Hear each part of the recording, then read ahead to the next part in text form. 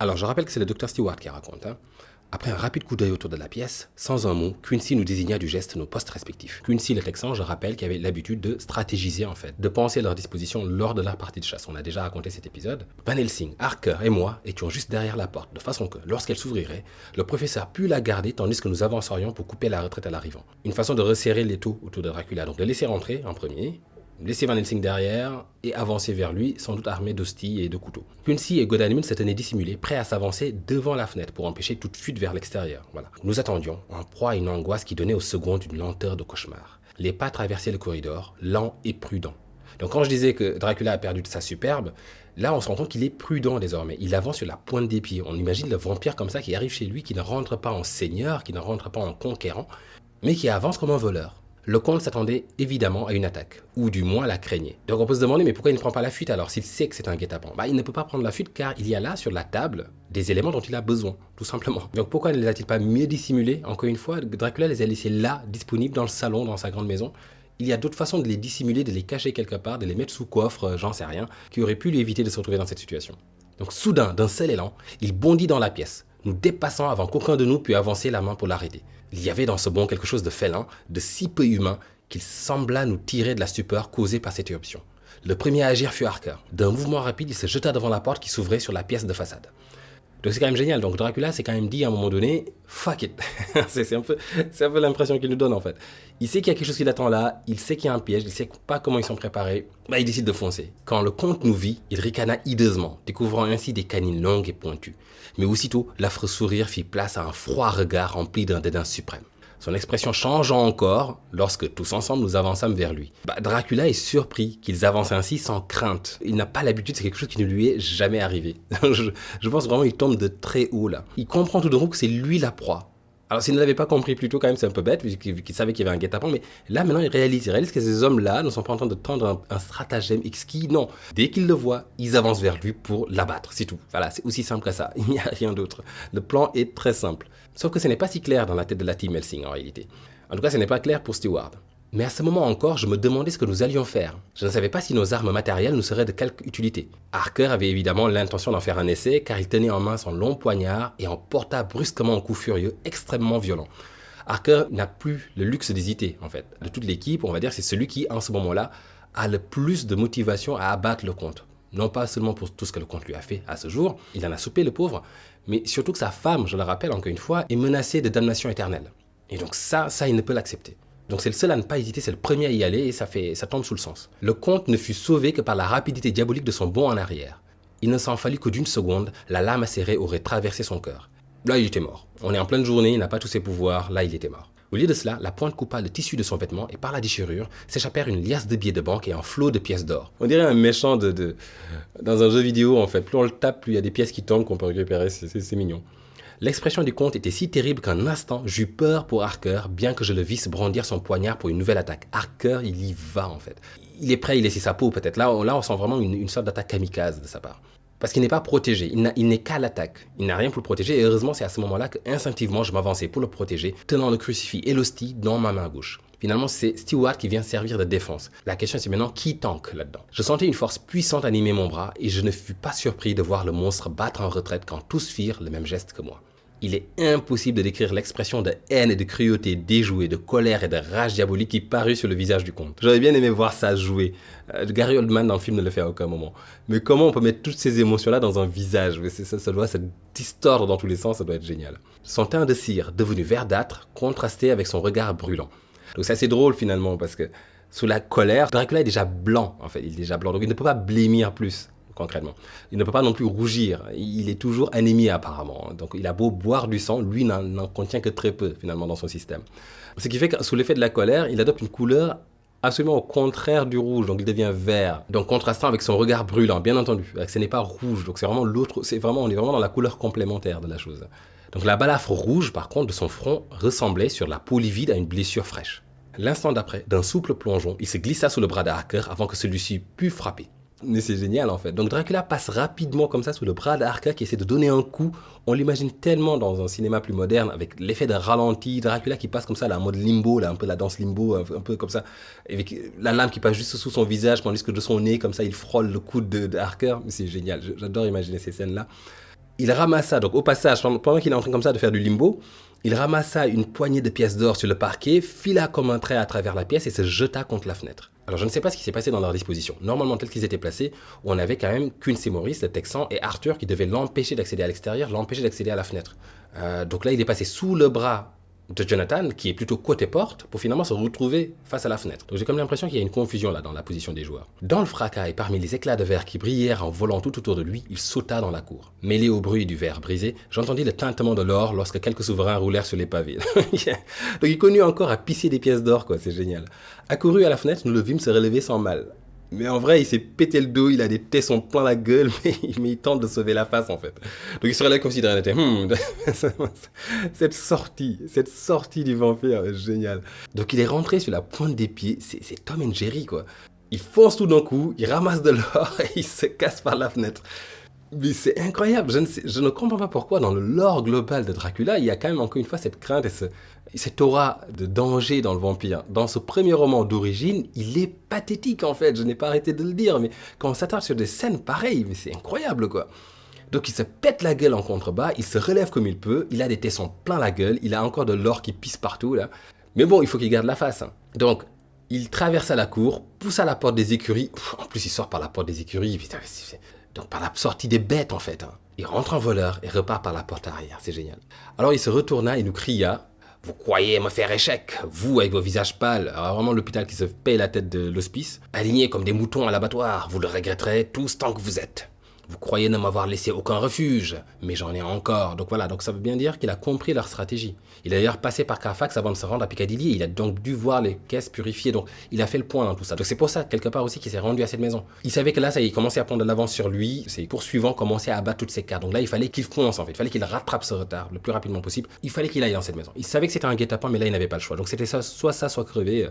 Donc c'était vraiment walk or die. Donc là, Dracula, il a préféré foncer dans la maison. À ses risques et périls, hein, finalement. Ma vengeance ne fait que commencer. Elle se poursuit à travers les siècles et le temps est mon allié. Les femmes que vous aimez m'appartiennent déjà, et par elles, vous et d'autres encore m'appartiendraient. Créatures désignées pour exécuter mes ordres et pour me servir quand j'aurai envie de sang. Peu. Donc j'imagine qu'il crache par terre. Et je me plais tellement à imaginer un voisin à sa fenêtre qui voit ça en fumant sa clope à ce moment-là, comment il doit être mais paumé quoi. Cette scène est géniale. Surtout ce discours qu'il vient de sortir, quoi. Et donc en face, on voit des gentlemen à la fenêtre, armés de couteaux, voilà, parce que c'est ça qu'il voit. Il voit un homme livide, blanchâtre, qui insulte, qui menace en fait des femmes, des hommes, qui parlent de siècles, qui parlent de temps, qui parlent de revenir se venger, avec un visage hérissé de tessons. Et de l'autre côté, des gentlemen armés de couteaux et de crucifix qui sont à une fenêtre comme ça, prêts à en découdre, parce que si on voit la gueule de Jonathan, c'est vraiment une vas-y, mais reviens là, on va enfin, viens on règle ça là. À la scène, quoi, génial. Donc avec un ricanement de mépris, il franchit vivement la porte et nous entendîmes grincer le verrou rouillé lorsque de l'intérieur il le poussa. Une porte plus loin s'ouvrit et se referma. Le premier à parler fut le professeur. « Nous avons appris quelque chose, dit-il, et même beaucoup. En dépit de ses bravades, il nous craint. Sinon pourquoi cette fuite ? Ah, bonne question. Le son même de sa voix l'a trahi, ou bien mes oreilles me trompent. J'imagine tellement entendre la voix tremblante de Dracula en plus dans ces scènes. Donc là, il sous-entend cela en fait quelque part. Donc dans ses bravades, finalement, on sent un tintement de peur, quelque chose. Ah, vous croyez vous en sortir comme ça, mais ma vengeance ne fait que commencer, hein. Waouh, damn. Dur quand même, hein, dur.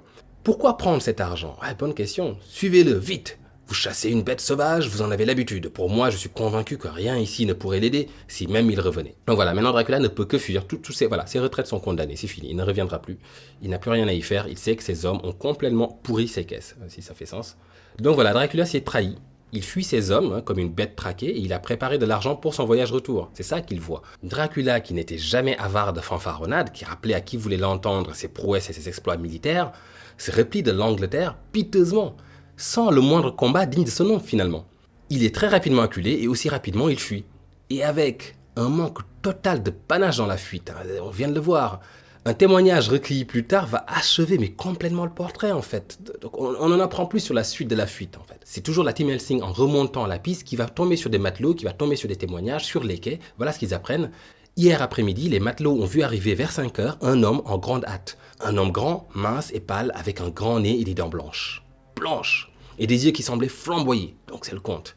Il était tout en noir, sauf un chapeau de paille qui ne cadrait ni avec sa personne ni avec la saison. Un chapeau de paille. Il se protège des rayons du soleil, on le comprend, mais comme un vulgaire rouquin en été, c'est incroyable. Il distribuait de l'argent, s'enquérant à la hâte des bateaux qui partaient pour la mer Noire et pour quel port. Vous là, un souverain, deux souverains, quel est le prochain bateau? Vous là-bas. Dracula est en panique totale, c'est incroyable. Il n'a plus rien à perdre. Il faut qu'il se barre, il faut qu'il parte d'ici. Il est complètement défait. Donc tout l'argent qu'il a accumulé là, il s'en fout, il est prêt à recommencer à piller des tombes en Roumanie s'il le faut, mais là il faut qu'il parte. Donc il est prêt à payer n'importe quelle somme au premier venu pour avoir les informations qu'il lui faut et trouver le bateau qu'il lui faut. On l'amena au bureau, puis au bateau. Il n'a pas voulu monter sur le pont, mais s'est tenu sur le quai. Donc encore une fois, il ne peut pas traverser l'eau.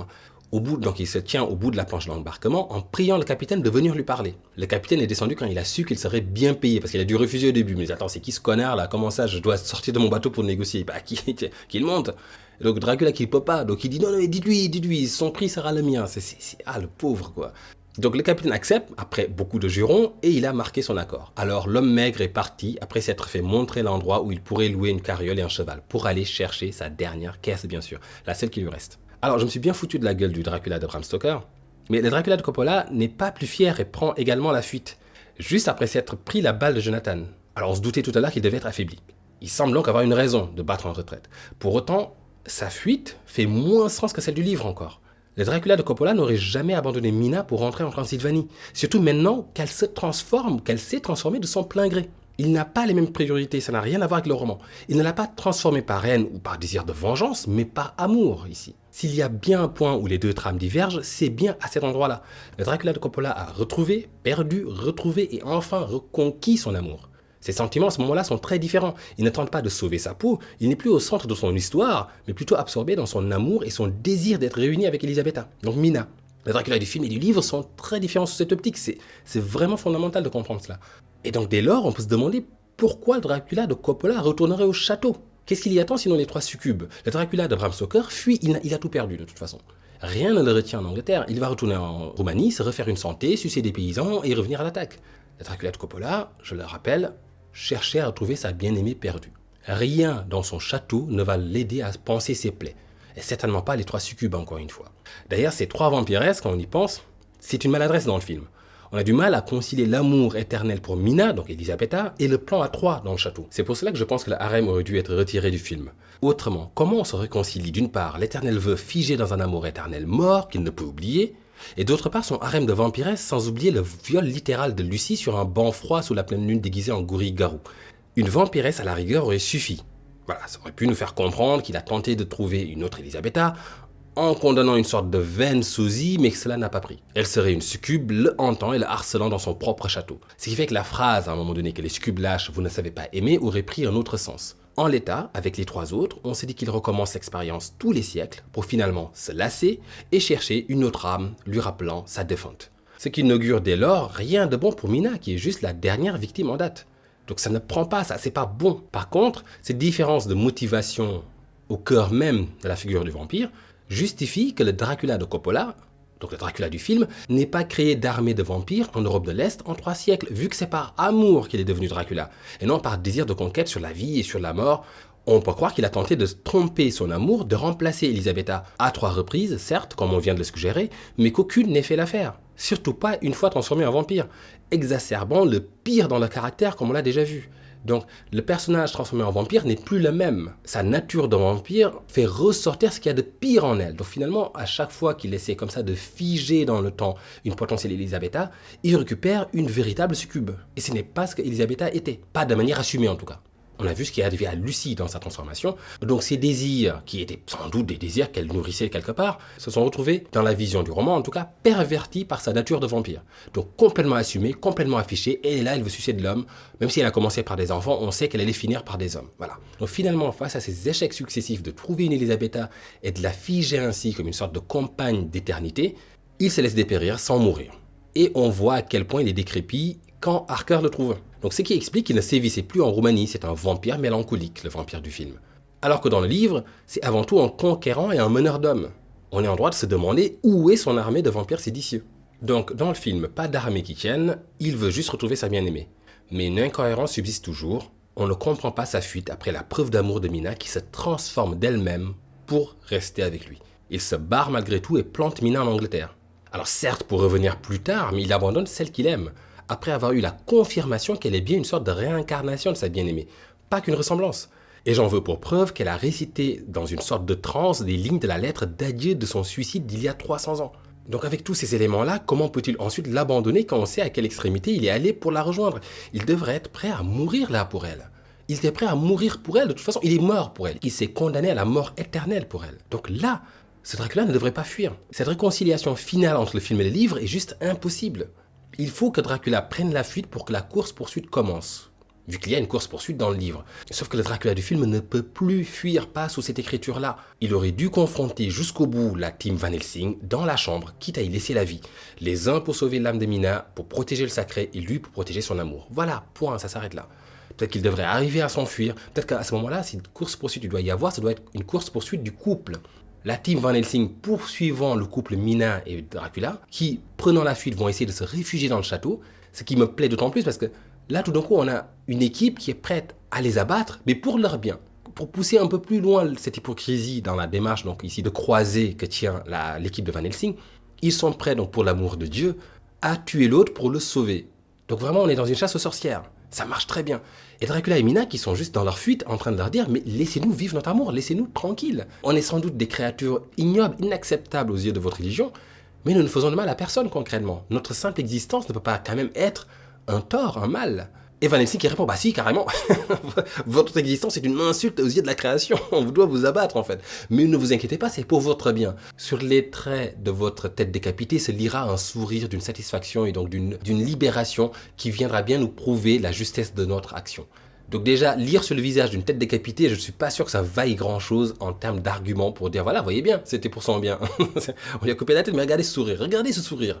Si ça ne dit pas tout, excusez-moi.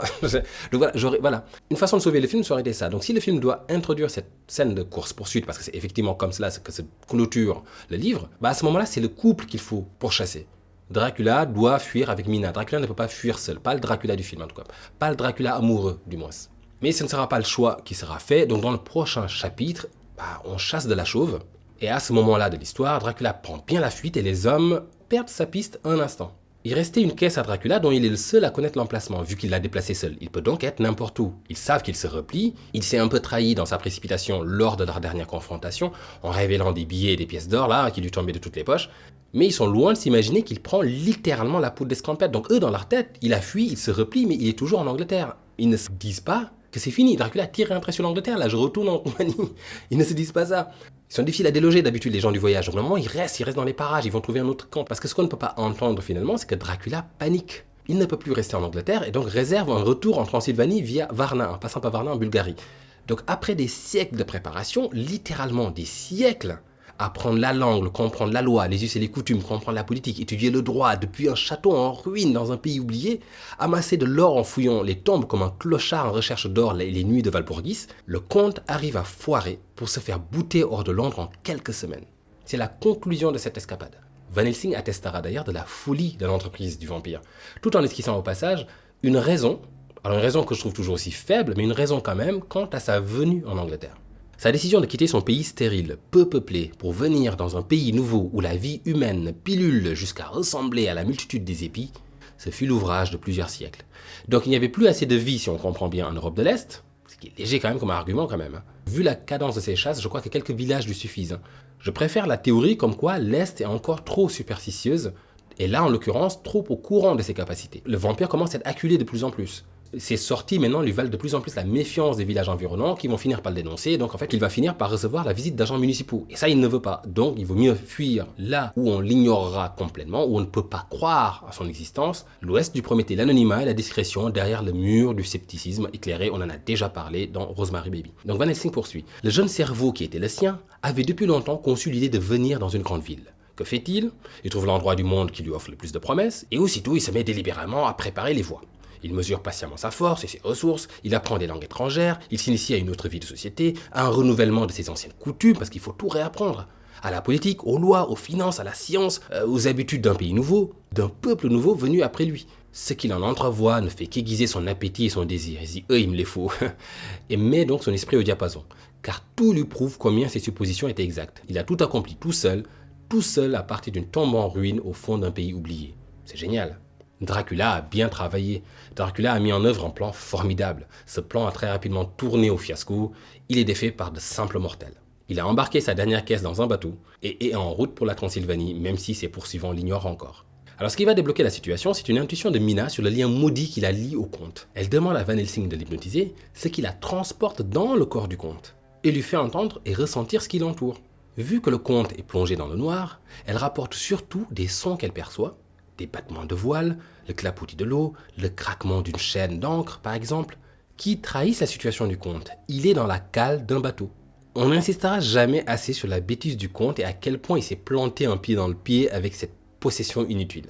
Vraiment, cette possession de Mina ne lui sert à rien pour l'instant. S'il prévoyait sa vengeance dans le temps, il aurait pu revenir le faire bien plus tard. Mais là, Mina va servir à l'équipe. Le comte s'est condamné tout seul par vindicte excessive. Van Helsing exploitera ces informations pour deviner les plans du vampire.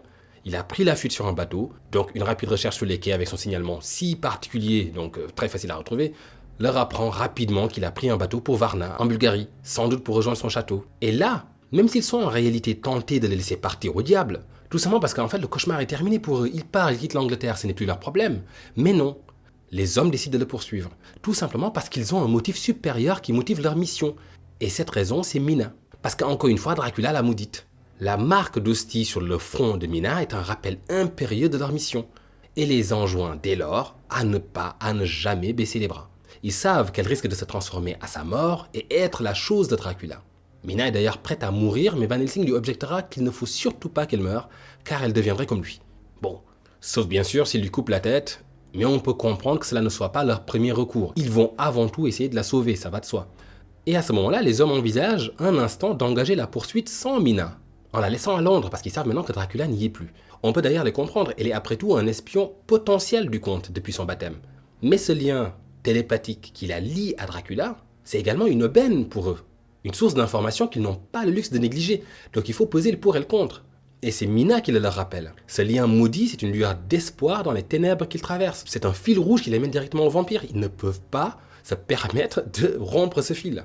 Donc il y a quand même un moment d'hésitation. On y va avec ou sans Mina. On peut vraiment comprendre leur réticence, elle est assez justifiée. La transformation de Mina évolue assez vite. Les canines sont déjà visibles. Il est hors de question de laisser une vampire en devenir toute seule en Angleterre quand même. Ça ne fait pas sens, surtout qu'ils ne sont même pas sûrs de pouvoir revenir de leur chasse. Donc il faut que quelqu'un reste avec Mina, prêt à la décapiter si jamais le plan tourne complètement au fiasco. Donc Mina, à partir de ce moment-là, est sur un seuil. Elle est à la fois encore un peu avec les hommes, mais elle est aussi en train de se transformer pour rejoindre l'autre camp, quelque part. Donc elle est un peu entre les deux mondes. Et surtout, donc, ces séances d'hypnose sont bien là pour suggérer cela. Elle passe dans le corps du comte, elle revient aux hommes, etc. Mais sa possession progresse et l'envoie chaque jour un peu plus dans le camp obscur, si on veut.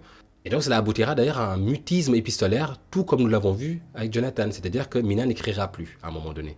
Mais plus elle bascule dans l'obscur, justement, plus cela rappelle aux hommes leur mission, l'importance de leur mission. Cette transformation qui se voit, car elle est avant tout physique, le regard dur, les canines longues, voilà, elle est là pour rappeler aux hommes la réalité du cauchemar qu'ils vivent et l'importance de ne pas baisser les bras, donc. Parce qu'une fois le conte parti, il est facile de croire que c'est terminé. Mais un regard sur Mina et cette illusion s'effondre. Ils ont donc besoin d'elle pour se rappeler l'urgence de la mission et les enjoindre à ne jamais baisser les bras. Ils finissent donc par céder et Mina sera de la partie. Alors soulignons qu'une dernière raison qui motive la poursuite tient au caractère même du conte et ce qu'ils ont appris à travers le journal de Jonathan. Ils savent que le conte n'abandonnera jamais. Il reviendra. C'est le tigre mangeur d'hommes comme il l'appelle. Il reviendra quand ils seront vieux et isolés. Van Helsing le résume très bien. Celui que nous chassons de notre village est un tigre aussi qui ne cessera de rôder. Il n'est pas de ceux qui se replient et restent à l'écart pendant sa vie vivante. Il passe donc, il n'y a que dans ce roman que sa vie vivante fait sens. Il passe la frontière turque et attaque sur le terrain de l'ennemi. Il peut être repoussé, mais ne s'arrête pas. Il revient à la charge encore et encore. Et je trouve que c'est encore là une autre fin possible qui m'aurait plu dans le roman. Donc le comeback de Dracula. Donc j'imagine la team Van Helsing qui finit par se résoudre à tuer Mina pour la sauver. Phrase qui a elle aussi de sens qu'ici. Et il prépare un piège pour Dracula en tissant tout un réseau de surveillance et un appât. Et 50 ans plus tard, Dracula revient, réussit à retrouver et attaque un Jonathan isolé par exemple, sauf que toute la maison de Piccadilly est piégée, et cela part en explosion, et ils ont préparé des bidons d'eau bénite qui explosent à la gueule de Dracula, et quand il sort en se liquéfiant, il découvre qu'il y a des lampes UV qui l'attendent dehors. Ça aurait donné un autre film, mais il est hors de question d'accepter un tel scénario, il est hors de question d'attendre que Dracula veuille bien revenir. Voilà, ils seront sans doute trop vieux pour se défendre, donc il faut l'attaquer là, maintenant qu'ils sont forts, maintenant qu'ils croient, maintenant qu'ils savent, maintenant qu'ils sont ensemble, et maintenant qu'ils ont une motivation suprême. Il décide donc de prendre un train pour l'intercepter à Varna, donc ils sont censés arriver avant lui, donc le précéder avec un peu de chance et lui tendre un guet-apens à l'arrivée. Van Helsing prévoit alors qu'il monte au bord du navire dès son arrivée à Varna. S'ils parviennent à monter à bord du navire avant que le cercueil de Dracula ne soit débarqué, ils le coinceront. Car l'une des limites du vampire, on l'a dit tout à l'heure, est qu'il ne peut pas traverser les cours d'eau, donc il ne peut pas descendre du bateau. Donc s'il le coince en pleine journée, il est limité dans ses pouvoirs, peut-être qu'ils peuvent l'abattre. Et ils envisagent tous différentes approches face au conte. Van Helsing veut juste sceller la caisse. Il arrive, il scelle la caisse avec une rose. Il a mentionné cette technique lors du premier débrief sur Dracula, mais cette méthode n'est pas prouvée. Elle n'a pas été testée, donc c'est quand même un peu risqué. Et surtout pour combien de temps? Donc on laisse la rose là-dessus et après, qu'est-ce qu'on fait? On cloue la rose sur le cercueil et après. C'est un peu compliqué comme méthode. On retrouve encore ici le mélange de foi chrétienne et de folklore dans les armes déployées par Van Helsing, comme toujours. Le Texan, lui, Quincy Morris, veut juste ouvrir la caisse et tout trancher. Je trouve que c'est expéditif, c'est efficace. Jonathan, lui, en dernier, est prêt à tuer le comte même s'il faut qu'il aille en prison. Lui, il attaquera au couteau. Je pense qu'il n'est même pas capable, dans son état, d'écouter les autres, concrètement, Jonathan.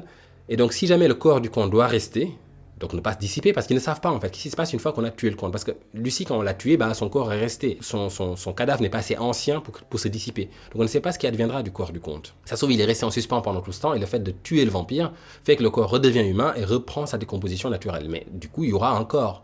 Donc ce qui veut dire prison, en fait, parce qu'ils ne vont pas réussir à expliquer que, oui, mais attendez, vous savez, c'était un vampire. Donc Jonathan est prêt à aller en prison s'il le faut. Mais il aura libéré sa femme. Alors ce que j'aime beaucoup lorsqu'ils échafaudent tous ces plans, c'est que malgré leur vindicte apparente, on arrive à déceler un certain respect de Van Helsing pour Dracula, même s'il reconnaît qu'il est nécessaire de le détruire. J'aime bien, c'est dans la façon dont il le décrit. Il était de son vivant un homme remarquable, guerrier, homme d'État, alchimiste. Et l'alchimie représentait alors le plus haut degré de la science. Il avait une puissante intelligence, une culture sans égale et un cœur qui ne connaissait ni peur ni remords. Il eut même l'audace d'assister aux leçons de scholomance et ne laissa sans s'y essayer aucune branche du savoir de son époque. Donc scholomance, la fameuse école de sorciers où le professeur particulier n'est autre que le diable lui-même. Ce qui est dommage, c'est qu'il dit tout ça, il le dit sur Dracula, mais ce n'est pas le Dracula qu'on voit dans l'histoire. Celui du film a déjà plus d'envergure. Il offre plus de marge pour une rédemption auprès du spectateur. Celui du livre est une canaille. Il ne brille pas vraiment par son intelligence, c'est une canaille, c'est tout, depuis le début. C'est une raclure un peu, c'est une vermine. Il se comporte comme tel. De notre côté, Mina, dans le livre, sans pour autant porter le comte dans son cœur, elle n'a pas cette liaison qui est créée de toutes pièces dans le film, elle prend quand même en pitié le comte, qu'elle voit comme un homme réduit à une bête traquée. Et c'est vrai que c'est ce qu'il est, c'est une bête désormais. S'il ne l'a pas toujours été d'ailleurs. Mais même ce témoignage d'affection de sa part, je trouve échoue. Parce que le Dracula du livre, encore une fois, reste un monstre à nos yeux et on a du mal à lui trouver des circonstances atténuantes. Il faut juste se rappeler toutes les scènes où on l'a vu agir en fait. Il n'y a rien à sauver. Son discours de haine et de vengeance quand il tue un pauvre aliéné là dans un asile, quand il est tellement petit et minable, quoi. C'est terrible. Alors que le film, lui, fait en sorte que nous ayons de la sympathie pour Dracula, qui est un monstre par amertume, par trahison. Dans le film également, Van Helsing lui témoigne du respect à un moment, et son rapport à Mina offre plus de matière. Il devient éternel par désespoir, et se condamne à une éternité de tristesse. L'autre conquiert la mort, comme il a toujours voulu tout conquérir, c'est tout. C'est un glouton, c'est le véritable monstre. Et quand Mina dit « Nous le chassons pour le libérer, pas seulement pour l'assassiner ou l'abattre comme un animal », ça c'est dans le livre, il a été un homme, on se dit qu'elle ne sait pas vraiment de quoi elle parle en fait, quand elle dit qu'il faut le délivrer. La paix de son âme, ils ne peuvent rien y faire. Délivrer le monde de ce corps maudit qui marche parmi les vivants et qui les prend comme proie, oui, sans doute. Mais délivrer l'âme du vampire ici, non. Dracula a corrompu son âme tout seul, de par ses recherches, de par ses motivations, de par son apprentissage diabolique. Il s'est assis face au diable, il a dit « Enseigne-moi ». Enfin, c'est déjà un fou démoniaque à l'état naturel, contrairement au film. Donc il n'y a rien à récupérer en fait. Il était monstrueux avant même d'être vampire. Ce que je veux dire là, c'est qu'abattre le vampire pour libérer l'âme de l'humain qu'il était avant d'être vampire, ça ne marche pas là. Parce que l'humain qu'il était avant, c'était déjà un vampire. Je ne sais pas si c'est clair, mais simplement dit, le Dracula du livre a toujours été un vampire, même de son vivant. C'est le Dracula du film qui était un humain. Mais voilà, mais la Mina du livre développe quand même cette empathie vis-à-vis de cette pauvre bête que nous chassons, que nous allons abattre, elle le sait. Alors je me dis qu'il est peut-être plus facile d'avoir de l'empathie aussi pour un criminel quand on sait qu'elle risque également son sort. Mina se projette peut-être en Dracula, car bientôt elle sera elle aussi vampiresse, donc elle se retrouve quelque part au centre même de ce drame de transformation. Donc peut-être qu'elle se rend compte de ce qui est en train de lui arriver, elle se rend compte qu'elle devient de plus en plus dure, qu'elle devient de plus en plus infecte peut-être, qu'elle a des sentiments qu'elle n'ose pas avouer mais qui deviennent de plus en plus forts, donc elle se dit que le pauvre il n'y peut rien. Mais moi là, je vois ce que ça me fait. Et donc en fait, non, ayons pitié de lui. Nous devons l'aider à se libérer de cela. Elle finit donc par faire promettre à l'équipe de la tuer, de la décapiter, si jamais sa transformation venait à être totale, réalisant ce qui est en train de lui arriver, réalisant à quel point elle se transforme. Et ils font tous la promesse d'accomplir leur devoir. C'est une scène très touchante. Ils le font tour à tour. C'est le moment, encore une fois, où cette amitié au sein de l'équipe, cet amour qu'ils ont les uns envers les autres, cette solidarité, non, c'est de l'amour, vraiment c'est de l'amour. Ils s'aiment tous en fait, quelque part dans cette équipe. Ça nous atteint, vraiment ça nous atteint. Il n'y a que Jonathan qui est prêt à rejoindre l'armée des morts si Mina venait à périr. Et ce qui est encore une des grandes malédictions des non-morts, Dracula y a fait référence tout à l'heure en disant vos femmes me rejoindront et à travers elles, vous aussi. Donc souvent, la compagne, la vampiresse emportant dans sa tombe les cœurs éplorés. Donc voilà, ce qui agrandit de plus en plus l'armée des vampires. Donc la course-poursuite est entamée et dans le chapitre suivant, il va y avoir une feinte. Dracula va faire preuve enfin d'intelligence. Donc l'équipe va bien devancer Dracula à Varna et ils vont attendre son bateau. Sauf que Dracula les feinte en ne marquant pas l'arrêt au port. Et ça, ils ne s'y attendaient pas. Donc au lieu de naviguer vers Varna, Dracula détourne le navire au nord et atterrit à Galatz. Alors qu'eux l'avaient précédé en train et l'attendaient à Varna de pied ferme. Donc non seulement cela veut dire qu'il a compris leur plan, donc ils perdent donc l'avantage de la surprise, mais ils sont également maintenant loin derrière. Le temps qu'ils s'en rendent compte, il a déjà fait de la route encore. Et la nouvelle est terrible pour l'équipe. Et j'aime beaucoup parce qu'ils ont tous une façon différente de réagir à ce revers que leur inflige Dracula. Van Helsing, avec son ego habituel, va s'expliquer avec Dieu. Arthur, qui est le plus faible, va défaillir presque. Quincy, donc l'homme d'action, va resserrer sa ceinture, prêt à passer à l'action. Mina va se mettre à prier. Jonathan va encore une fois, dans son cynisme et dans sa rage, donc faire des déclarations. Et le docteur Stewart qui observe tout ça et qui rend compte comme il observerait des patients. D'ailleurs, c'est lui qui écrit « Ce fut une étrange expérience où chacun de nous réagit à sa façon. Van Helsing leva les bras au ciel comme pour s'expliquer avec le Tout-Puissant, mais sans dire un mot. Lord Godalming, donc Arthur, devint très pâle et s'assit, la respiration entrecoupée. Voilà, donc Arthur, c'est vraiment le maillon faible un peu de l'équipe. Quincy Morris resserra sa ceinture, de ce mouvement rapide que je connaissais si bien. Au temps de nos excursions et de nos chasses, cela signifiait « il faut agir ». Madame Harker devint pâle comme une morte et la balafre sur son front parut brûlante, mais elle joignit doucement les mains comme si elle priait. Harker souriait. Oui, donc Jonathan qui sourit. Il est fou en fait, il perd la boule. Il souriait du sombre sourire amer de celui qui n'espère plus rien. Mais en même temps, ce sourire démentait ses paroles, car ses mains cherchaient d'instinct la poignée de son grand couteau kukri et s'y cramponnaient. Couteau kukri, c'est des gros couteaux un peu courbés, voilà, bon couteau de chasse. Donc c'est avec ça qu'ils veulent décapiter Dracula. Donc pour s'expliquer cette situation, pour s'expliquer ce revers, Van Helsing suggère que lorsque Mina leur avait semblé affaiblie pendant leur attente à Varna, à un moment donné, parce qu'à un moment donné, quand ils sont arrivés à Varna, Mina a traversé une phase un peu de mutisme et de fatigue. Et donc elle dormait beaucoup. Donc ils estiment qu'à ce moment-là, le comte avait sans doute attiré son esprit vers lui. Donc il a fait ce qu'eux ont fait en réalité. Il est allé à la pêche aux informations. C'est qu'il a averti de leur présence et du piège qu'ils lui tendaient à quai. Donc finalement, ils répètent la même erreur qu'à l'asile, là, l'équipe Van Helsing, c'est-à-dire qu'ils sous-estiment encore Dracula. Le lien qu'ils ont cru exploiter pour leur avantage unique communique dans les deux sens. Et donc, profitant d'un moment de faiblesse de Mina, Dracula a également tiré parti de ce lien qui le lie à Mina pour déjouer leur plan. D'ailleurs, ça a dû lui faire une sacrée surprise à Dracula quand on y pense 2 minutes de savoir qu'il attendait à Varna, parce que pour lui, il les avait laissés derrière en Angleterre. Il a dû sentir l'esprit de Mina pas loin, il l'a attiré à lui, et là il vient aux nouvelles, et là il apprend. On est à Varna, on t'attend. On t'attend, mon coco. Et oh putain! Et là, sauf qu'il peut tout, il redresse le bateau. Waouh, on va au nord, quoi. Ah, cette fuite de Dracula. Faut imaginer quand même que pendant tout ça, il est dans une cale de bateau, il ne bouge pas. Parce que là, il fait plus son malin, là. Il n'attaque pas des marins. Hein. Il est au calme, il ne veut pas prendre de risques, il veut juste rentrer en Roumanie. Laissez-moi juste rentrer chez moi. On dirait que c'est ça qu'il dit, en fait. Laissez-moi juste rentrer, je vous promets, je serai sage. Et donc, ce con, en plus, juste après avoir fait cela, donc avoir attiré Mina, pris les infos, donc comme s'il avait peur, en fait, ne voulant plus prendre de risques, ne voulant plus, donc parce qu'il sait qu'ils ont découvert qu'il était sur un bateau, en exploitant ce lien mental, donc cette hypnose via Mina, qui leur a appris où il était. Donc il n'en veut plus de ça. Il ne veut plus prendre de risques. Donc maintenant qu'il en a tiré son parti, il coupe le lien, parce qu'il comprend la faille que représente Mina pour le secret de ses plans. Et donc il coupe les ponts. Il ne fera plus appel à elle, de peur sans doute qu'elle ne dévoile d'autres choses encore à ses poursuivants. Mais Van Helsing ne se découragera pas pour autant. Quand il comprendra finalement que le lien est coupé, là, que la ligne ne passe plus, parce qu'il va essayer à nouveau d'hypnotiser Mina, et il aura plus de difficultés à atteindre un résultat, ils vont profiter des moments où l'emprise du vampire est au plus faible. Le pouvoir du vampire, on se rappelle donc, l'influence de Dracula est plus puissante au crépuscule. C'est là, par exemple, que Renfield devenait fou, mais à midi, elle est au plus faible.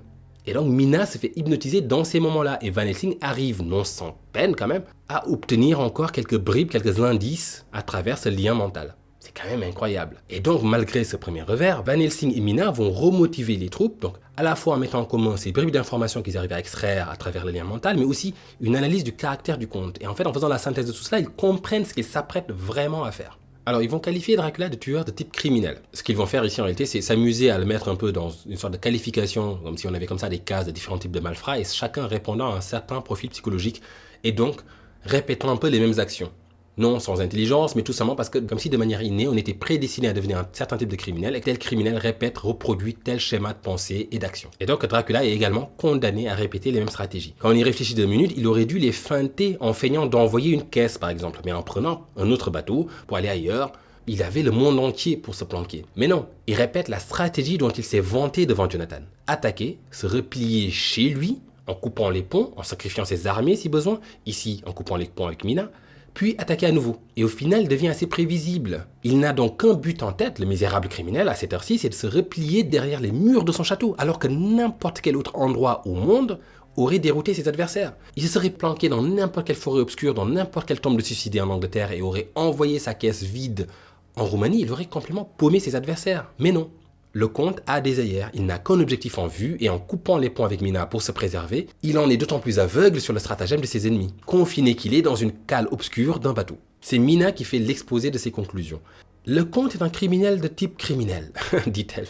Et parce que c'est un criminel, son esprit est resté imparfait. Van Helsing parlera d'ailleurs d'un esprit d'enfant. Il y a vraiment plus de respect. C'est pourquoi, si une difficulté se présente, il cherche une solution dans la routine. Sa seule ressource est son passé. La seule page que nous en connaissons, et de sa propre bouche, nous apprend qu'une fois déjà, dans une mauvaise passe, il rentra dans son pays après avoir tenté d'en envahir un autre. Et là, sans renoncer à son objectif, se prépara à une nouvelle attaque.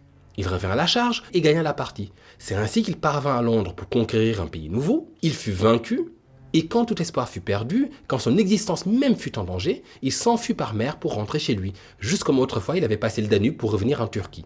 Il est vraiment con, là. En tant que criminel, il est égoïste. Comme son intelligence est étroite et son action fondée sur l'égoïsme, il se borne à un seul objectif et n'y admet aucun remords. De même qu'il repassa le Danube, laissant massacrer ses hommes, de même à présent, il songe à se mettre à l'abri et le reste ne l'intéresse plus. Et le reste, bien sûr, en l'occurrence, il s'agit ici de Mina. Et des caisses qu'il a laissées, des maisons qu'il a achetées, tout ça. Voilà, il lâche tout, c'est fini, il rentre au château. C'est pourquoi son égoïsme libère quelque peu mon âme du pouvoir terrifiant qu'il avait pris sur moi pendant la nuit sinistre. La sauvagerie et l'intelligence stratégique du comte sont donc à relativiser chez Dracula. Le mec a eu le même plan pendant des siècles. Ce n'est pas un berserker, sa sauvagerie folle qu'il démontre quand il ne risque rien, quand il est en bas de la cour et que les hommes sont là-haut à l'étage et qu'il les harangue, ou quand il est tout seul avec Jonathan dans le salon de son château et qu'il sort son épée, là il n'a pas de risque, là il fait le fou. Mais en réalité, tout son être est assujetti à son désir de préserver son existence. Donc sa sauvagerie, tout ça, il peut la réfréner si besoin.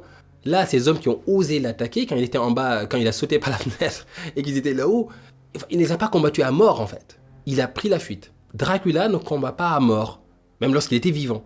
Il était prêt à tout pour préserver sa vie, abandonnant ses hommes sur le champ de bataille et sans doute en se le justifiant. Après tout, que serait une armée de paysans sans tête pensante, donc il faut qu'il se sauve. Il faut donc préserver la dite tête. Il fuit mais reviendra incessamment à la charge, encore et encore. Et maintenant, il exploite son principal atout, le temps. Vu qu'il passe à travers sans faiblir, il laisse le temps affaiblir ses ennemis. C'est un peu un lâche quand on y pense.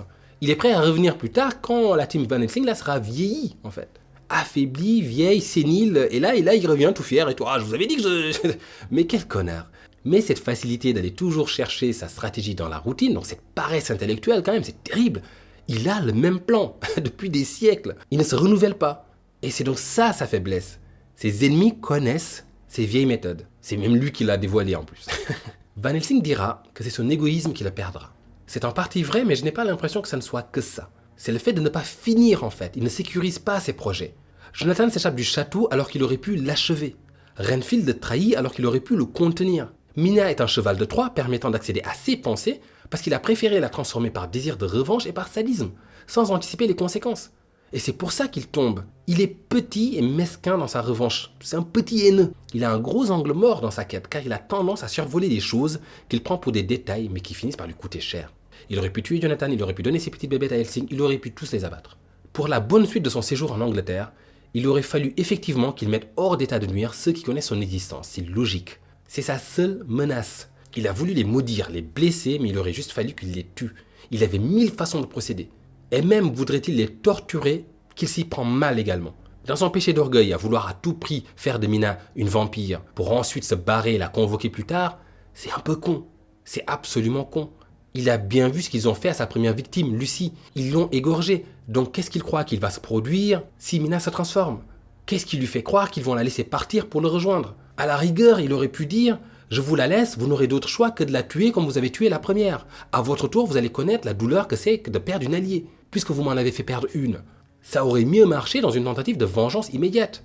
Je vous laisse une demi-vampire là, et je vous laisse l'abattre par vos propres mains. Enfin, ça va encore plus porter un coup au moral des troupes. Et là, il stratégise. Mais non, je la transforme, elle me rejoindra plus tard, et vous aussi, vous finirez par... C'est quoi ce plan? Il agit sans ligne directrice claire. Il la transforme et l'abandonne ensuite comme un enfant ferait avec un jouet.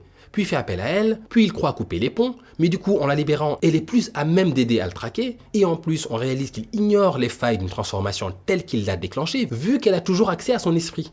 Son plan est extrêmement faillible. Ni son arrivée, ni sa fuite ne sont clairs pour moi, en fait, pour faire simple. Pourquoi il arrive? Pourquoi il fuit? Pourquoi ce pays-là? Quand il y en a plein auxquels il a accès sans traverser la mer, qui est un danger pour lui. Sa caisse aurait pu finir à l'eau déjà dans le premier voyage. Pourquoi n'est-il pas plus vindicatif? Il y a tellement d'autres angles d'attaque pour les abattre, et là maintenant il ne lui reste plus qu'une seule boîte de terre, mais s'il peut dormir dans n'importe quel tombeau de suicidés, alors tout Londres est à lui. Les suicidés, c'est pas ce qui manque dans la ville. Comment peut-il se sentir acculé? Pourquoi il fuit? Il a une incroyable étroitesse de vue. Tous ses plans sont branlants. Et de l'autre côté, nous avons le vampire du film qui, lui, par contre, a bien des raisons de transformer Mina, de l'immortaliser afin de rester à jamais avec sa bien-aimée. Mais derrière, il n'a aucune raison de fuir, donc choisissez votre poison. Moi, je préfère la version du film. Et donc, changement de plan. On continue la course-poursuite, mais on va faire des équipes. Van Helsing et Mina prennent une calèche directement de Varna pour le col de Borgo, afin d'atteindre le château. L'intuition d'ailleurs de Mina, la vampiresse en devenir, aidera à débusquer des chemins qui mènent directement au château. Ce qui fait qu'ils vont arriver avant les autres. De l'autre côté, Jonathan, Quincy, Arthur et Jack continuent par train à Galatz où ils récupèrent des chevaux dans l'espoir d'intercepter le comte et ses gypsies. Parce que oui, à l'arrivée, des gypsies ont été payés pour récupérer le coffre et le ramener au château. Donc les mêmes gypsies, j'imagine, qui à l'aller le transporter jusqu'au bateau. Donc finalement, sans grand moyen de communication, il a bien organisé sa fuite depuis l'Angleterre. Je me pose quand même la question, comment il a contacté ces gypsies depuis l'Angleterre? Je ne sais pas. La petite anecdote qui me fait quand même bien sourire dans cette partie, c'est dans cette phase un peu donc de la chasse, Van Helsing et Mina vont finir dans un village, et les villageois qui vont les accueillir vont se douter de quelque chose en regardant Mina en fait. Et vu qu'ils se méfient d'elle, ils vont commencer à lui proposer des plats mais remplis d'ail. C'est vraiment des bâtards comme ça. Et elle va être comme ça dégoûtée avec des hauts le cœur, mais ils vont connaître, tenez, reprenez une tarte à l'ail. Donc ça, je trouve ça génial. C'est très drôle, cette méchanceté puérile. Ils avaient fait un peu de même avec Jonathan. Quand ils avaient compris qu'il allait voir le comte, ils se signaient comme pour se prévenir de lui en fait, genre du mauvais œil, tout ça. Mais voilà. Donc ils continuent la course-poursuite, sauf qu'ils échouent. Donc ils avaient d'abord espoir d'intercepter le bateau avant qu'il n'arrive à quai. Trop tard, ils échouent à nouveau. Le bateau qui transforme Dracula arrive au port avant eux. Et on notera d'ailleurs que Dracula s'est montré très discret sur ce voyage retour, pas de festin de marin cette fois-ci. Et c'est très révélateur des sentiments du comte à ce moment de l'histoire. Car ça y est, il a peur. Parce qu'il ne s'est pas retenu sur le bateau aller. Alors que les raisons de rester discret étaient quand même les mêmes, ne pas être jeté par-dessus bord. C'est juste qu'il arrivait en conquérant, avec cette confiance absolue. Et il repart la cape entre les jambes et se fait discret.